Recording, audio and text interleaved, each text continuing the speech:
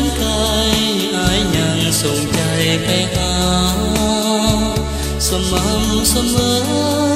จดหมายส่งข่าวฝากมาทุกสัปดาห์ยังโทรศัพท์ถึงกันบอกเคยจะคิดว่าน้องใจง่ายอย่างนี้ห่างเพียง2 ปีคนดีก็เปลี่ยนแปรผันหลอกให้หลงคอยใจลอยเมื่อด่วนลืมกันเงินนั้นสำคัญทำให้หาเขานั้นสลายจดหมายฉบับสุดท้ายส่งมาอ่านด้วยน้ำตาเป็นบัตรเชิญวิวาแก้วใจหลับตาภาวนาให้เป็นฝันไปแต่ก็จนใจ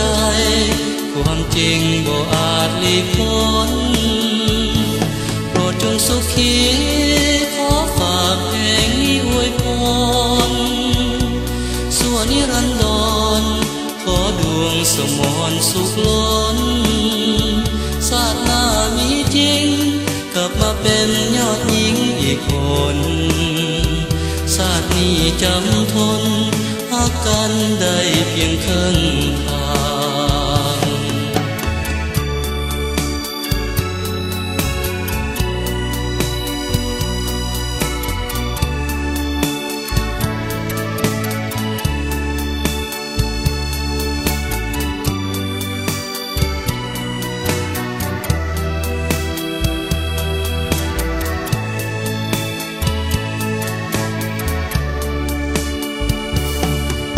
จดหมายฉบับสุดท้ายส่งมาอ่านด้วยน้ำตาเป็นบัตรเชิญวิวาแก้วใจหลับตา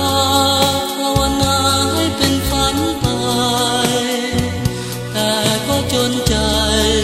ความจริงบ่อาจหลีกพ้นโปรดจงสุขีขอฝากเพลงนี้อวยพรส่วนนิรันดรขอดวงสมรสุขล้นชาติหน้ามีจริงกลับมาเป็นยอดหญิงอีกคนชาตินี้จำทนหักกันได้เพียงครึ่ง